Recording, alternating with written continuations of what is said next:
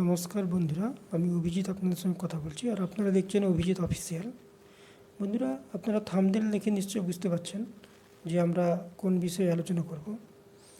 Basically আমরা আলোচনা করতে চাই যে কিছু কিছু মানুষ, এই যে আমাদের রাজ্যে যে এখন আন্দোলন চলছে, একজন নির্মমভাবে হত্যা হয়েছে আরজি কর মেডিকেল কলেজের একজন ডাক্তারি পড়ুয়া, যাকে নৃশংসভাবে ধর্ষণ করে খুন করা হয়েছে, তার বিরুদ্ধে সবাই রাস্তায় প্রতিবাদ করছে। আমরাও করেছি, আপনারাও করুন, সবাই মিলে করুন, এবং যাতে দোষীরা শাস্তি পায় সেটা সবাই চাইছে।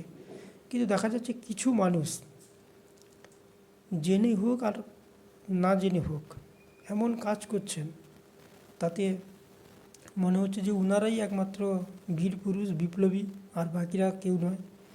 এবং এমন যাচ্ছেতা কাজ করছেন যেটাতে সত্যিকারে তাদের বিরুদ্ধে একটু পানিশমেন্ট হওয়া উচিত। দেখা যাচ্ছে একজন এমন এমন ভুল খবর ছড়াচ্ছেন, ফেসবুকে গুজব ছড়াচ্ছেন, তাতে ঘটনাগুলো আদৌ যেটা নয় সেটাকে এই যে মিস ইনফরমেশান ছড়ানো, এটাও কিন্তু খুব খারাপ, একটা ভালো দিক না। প্রথমের দিকে রটিয়ে দেওয়া হলো যে একজন বিধায়কের ছেলে এতে জড়িত, এবং তার নাম প্রায় বলা যেতে পারে সব জায়গায় সেই ছড়ানো হলো তার বাবার নাম। কিন্তু দেখা গেল যে উনি অলরেডি বহু বছর আগে পাস করে চলে গেছেন, অলরেডি একটা ব্লকে হাসপাতালে চাকরি করেন।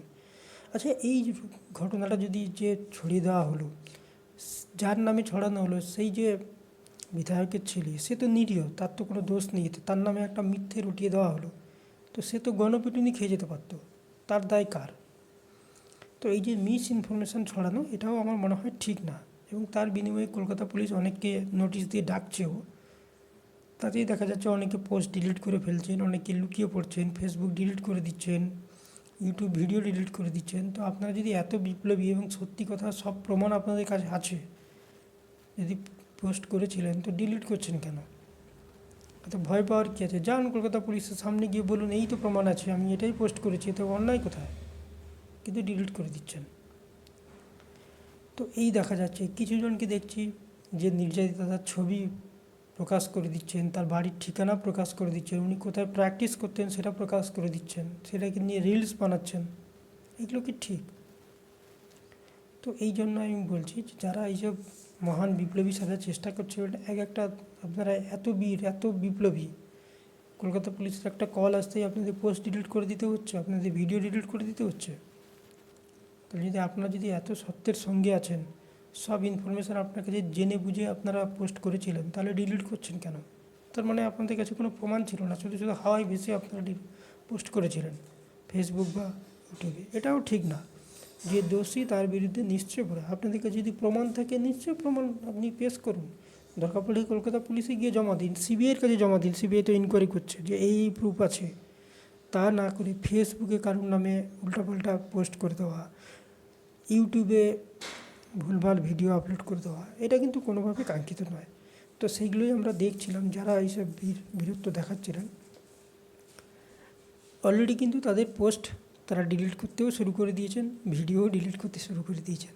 দেখা যাক আরও কোন বিপ্লবী এর মধ্যে বেরোনো। এখনও আর বিপ্লবীদের দেখতে পাওয়া যাচ্ছে না, প্রায় সবাই ঢুকে পড়েছেন। তো এটা নিয়ে যেটা বলার ছিল যে আপনাদের কাছে কোনো প্রমাণ থাকলে নিশ্চয়ই পোস্ট করুন, ভিডিও করুন, পুলিশে জমা দিন, ইন্টেলিজেন্স এজেন্সিকে জমা দিন, বিভিন্ন সিবিআইকে জমা দিন যে এটা প্রমাণ আছে। তাতে ইনকোয়ারি ওদেরও সুবিধা হবে এবং যারা দোষী তারা শাস্তি পাবে। কিন্তু ভুলভাবে, অন্যায়ভাবে কাউকে কালিমা লিপ্ত করার জন্য যদি পোস্ট করেন, ডিলিট করেন, তো আপনাদের বিরুদ্ধে যখন পুলিশ ব্যবস্থা নেবে কেউ আপনাদের সাপোর্ট করবে না, সেটাও নেওয়া উচিত। কারণ আপনারা মিথ্যে কারোর নামে বদনাম করতে পারেন না। তো এই জন্য বলছি যে আপনারা যখন পোস্ট করবেন ইউটিউব বা ফেসবুকে, আপনাদের অথেন্টিকেশন থাকা উচিত। শুধু হাওয়ায় ভেসে কারুর কথায় আজে বাজেভাবে পোস্ট করে দেওয়া, এটা ঠিক না। ধন্যবাদ।